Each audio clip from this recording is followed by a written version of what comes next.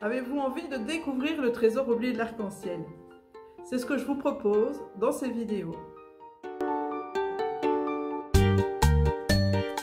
Bonjour, je m'appelle Martine Dussart. Me voici à nouveau pour la seconde vidéo et la lecture du trésor oublié de l'arc-en-ciel.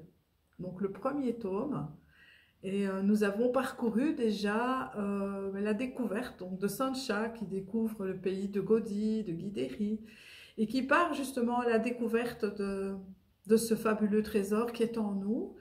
Et nous nous étions arrêtés sur l'image de l'éléphant, vous vous rappelez? Ce petit éléphant qui nous invitait à prendre du recul sur les événements que nous vivons. Et donc voilà, j'espère que vous avez pu déjà commencer à relativiser et à vous dire, ok, je prends quelques bonnes respirations profondes et je vois cette situation comme une expérience qui prendra fin. Voilà, ne pas l'oublier, cette expérience prendra fin. Donc, notre ami Sancha se trouvait dans le monde de Guideri et là, il va rentrer chez lui.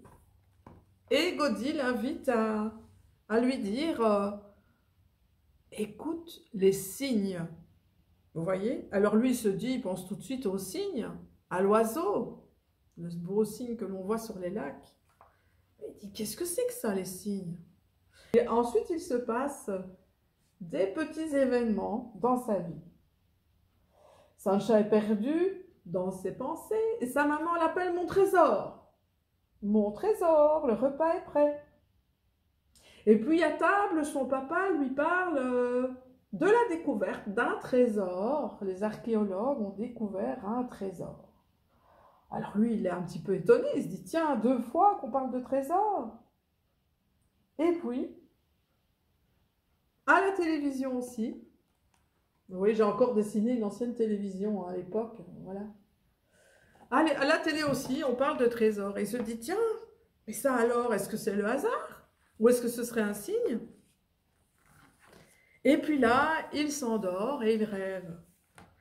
Et il rêve de Maître Univers. Le voici, Maître Univers. Voilà, on voit Sancha qui dort au-dessus. Et il rêve de Maître Univers qui explique, qu'il envoie des signes, des coïncidences, on pourrait même dire des synchronicités, aux êtres humains pour pouvoir avancer et évoluer dans leur vie. Alors, ce premier livre, c'est un livre que je voulais abordable à tous et qu'il ne soit pas trop compliqué, surtout pour les enfants. Et donc ici, je ne parle pas des synchronicités dans le livre. Vous savez, il y a tellement de choses à dire. La différence entre une synchronicité et une coïncidence, vous la connaissez? Une coïncidence, ça va être, voilà, je vais au supermarché et le hasard fait que je rencontre une personne que je n'ai plus vue depuis longtemps. Ça, c'est une coïncidence. Si maintenant, derrière ça, justement le matin, j'ai retrouvé une photo de cette personne que je n'ai plus vue depuis longtemps, et puis je lisais quelque chose et j'ai retrouvé une carte que cette personne m'avait envoyée, et puis j'ai lu son prénom et j'y ai repensé le matin, et puis que cette personne, je la croise 2 heures après, ça c'est une synchronicité. Une synchronicité, elle a toujours un lien avec la pensée que vous avez. Et la vie, l'univers, enfin comme vous avez envie de l'appeler, hein, ça n'a pas d'importance, eh bien nous envoie toujours des signes qui sont là en fait pour nous apporter un espoir ou nous apporter une piste que nous avons pour pouvoir continuer notre évolution dans l'expérience que nous traversons. Voilà, c'est vraiment quelque chose que vous pouvez utiliser. Alors, comment on fait? Eh bien, on s'ouvre, en fait. Quand vous allez quelque part, restez ouvert. Tiens, qu'est-ce que j'ai à découvrir? Si vous êtes comme ça, fermé, à ronchonner, à dire « Oh, c'est vraiment dramatique, et je suis dans la peur, et ça ne va pas bien se passer », vous êtes vraiment renfermé sur vous-même, à l'intérieur, eh bien, vous allez peut-être laisser passer des signes que l'univers aura envie de vous envoyer. Alors, vous dites « Qu'est-ce qu'elle me raconte ?» Eh bien oui, essayez. La vie est expérience. ici, moi, je ne vais pas vous dire que ceci, ce que je vous lis, c'est la vérité vraie. Ce sont toutes des choses qui, moi, m'ont permis d'aller mieux dans ma vie, qui ont été source d'inspiration et d'expérimentation de ma part. Et ici, les synchronicités, c'est la même chose. Vous pouvez aussi très bien prendre un livre inspirant, vous prenez un livre, vous l'ouvrez à une page et vous lisez. Et peut-être que ce qui est marqué va répondre à quelque chose d'important dans votre vie. Donc voilà. C'est vraiment un outil incroyable. Si vous avez un jeu de cartes, vous savez, il y a plein maintenant de cartes inspirantes avec des petits textes et tout, utilisez-les aussi. Ça peut vraiment vous aider, justement, si vous avez tendance à avoir peur. Parce que, voilà, c'est pas encore dans le thème des livres, la peur ici, quoique, mais c'est important de pouvoir respirer dans la peur, de la traverser et de la laisser là où elle est. Je parle de toutes les peurs par rapport à la situation actuelle que nous traversons. Sancha se réveille. Sansa se réveille et dit, tiens, alors les hasards, ça existe? Les hasards qui ne sont pas des hasards. Et finalement, il se dit qu'il va accepter la proposition de Gaudi. Et le voilà qui rentre et qui retourne dans ce fameux monde de Gaudi. Ah, c'est troublant, j'ai bien envie d'accepter. Et il lui dit, tout commence par une décision. La décision. Vous voyez, tout commence par une décision. La décision d'aller mieux. La décision de voir les choses autrement. La décision de sortir de la peur. La décision de pouvoir créer sa propre vie. Vous avez aussi la possibilité de créer cette décision, de choisir. Et je vous assure que moi, j'ai changé de vie complètement. J'étais épouse aidante pendant nombreuses dans les assurances. Donc, c'était pas du tout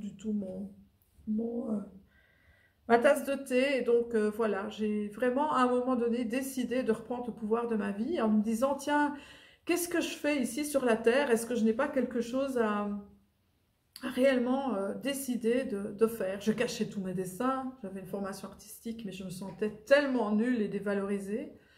Donc voilà, je vivais dans la dépendance affective, dépendance financière. Et donc, à un moment donné, ça a été vraiment une question de vie ou de mort pour moi. Voilà. Ma maman s'était suicidée et je me suis dit que si je ne faisais pas un choix pour moi, si je ne décidais pas d'aller mieux, eh bien, j'allais voilà, finir comme elle, en fait. J'allais m'éteindre. Et donc, cette décision d'aller voir à l'intérieur de moi, c'est quoi mon trésor? Eh bien, je l'ai eu aussi. Et elle nous appartient à chacun. Et donc, ici, voilà l'invitation ici de Sancha. Toi qui lis ce livre, qu'en penses-tu? Tu penses que je devrais accepter? Tu as déjà repéré des signes dans ta vie? Gaudi m'a dit que des signes, il va y en avoir de plus en plus. Peut-être que tu trouveras le trésor avant moi. Ça te plairait de tenter l'aventure avec moi? Donc ici, dans mes livres, en fait, j'ai voulu que ce soit des livres interactifs. Dans mes formations, c'est la même chose. On bouge beaucoup. Hein? Donc voilà, on utilise les 4 dimensions. Ça, je vous en parlerai un peu plus tard. Et donc ici, c'est la même chose dans le livre. J'ai voulu que Sancha interpelle le lecteur. Pour que, justement, la personne qui lit se pose des questions sur sa vie et puis décide d'y aller. Et donc, Sancha, maintenant, a une charte à signer. Là, voici cette charte. Il propose donc cette aventure, mais il y a une condition. J'utiliserai tout ce qui me sera révélé uniquement pour mon bien et celui de tous. C'est la condition pour découvrir ma puissance et ma force.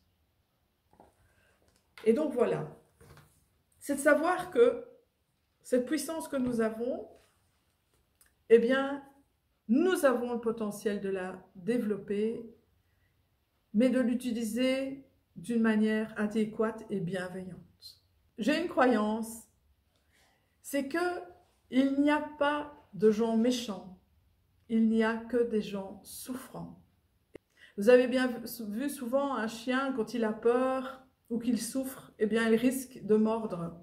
Et si c'était pareil avec nous les êtres humains, si pour pouvoir aller vers cette bienveillance, eh bien, nous puissions aller soigner justement les blessures de ce petit enfant intérieur qui est à l'intérieur de nous. Et plus on va aller soigner cette souffrance, plus on va devenir bienveillant.